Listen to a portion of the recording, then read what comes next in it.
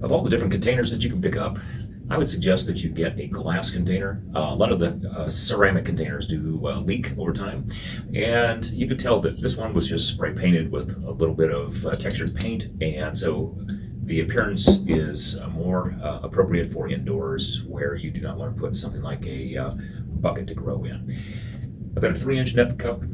It's filled with glass beads, and those can be picked up at a lot of craft stores. Once again, all it is it just gives a little bit more decorative appeal to the final product. And what you want to do is keep in mind that all of this is doing is stabilizing the plant, because the roots are actually suspended in water with a little bit of plant food, so there's no need for dirt.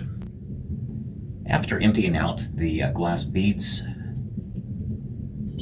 making sure that I have a nice fit, what I'm going to do is add water to this vase.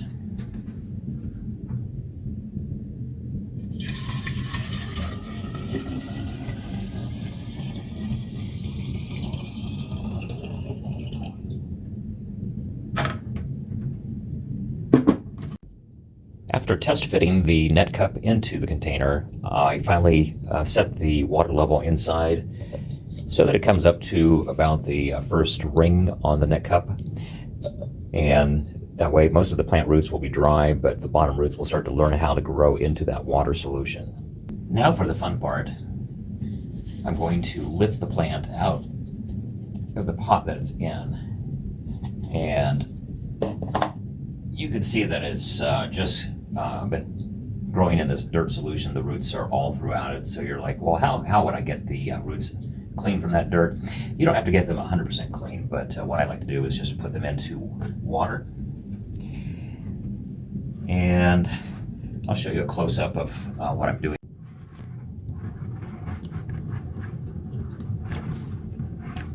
This is a little bit on the messy side, so you will want some place that you could take this bucket of dirt and water and dump when you're finished.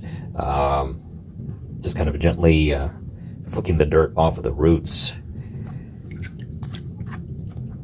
I'll give the plant a good rinse with lukewarm water when I'm done. And you can see that as of right now, the dirt is starting to come off. I do have a little bit more work to go.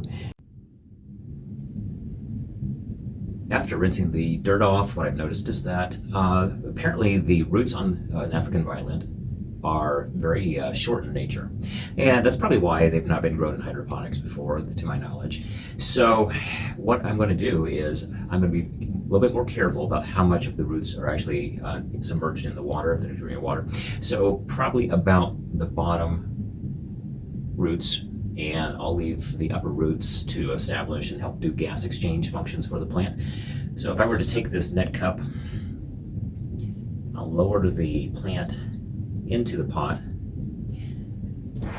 take my glass beads, and start to backfill around the sides.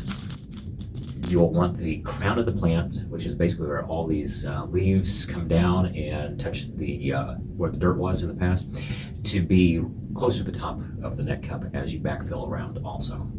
Notice that I have the glass beads packed around the base of the plant. The crown of the plant is near the top, and the roots are down against the bottom for the lower roots that I showed previously. So this is basically what the plant looks like currently, and I'm ready to put it into the container.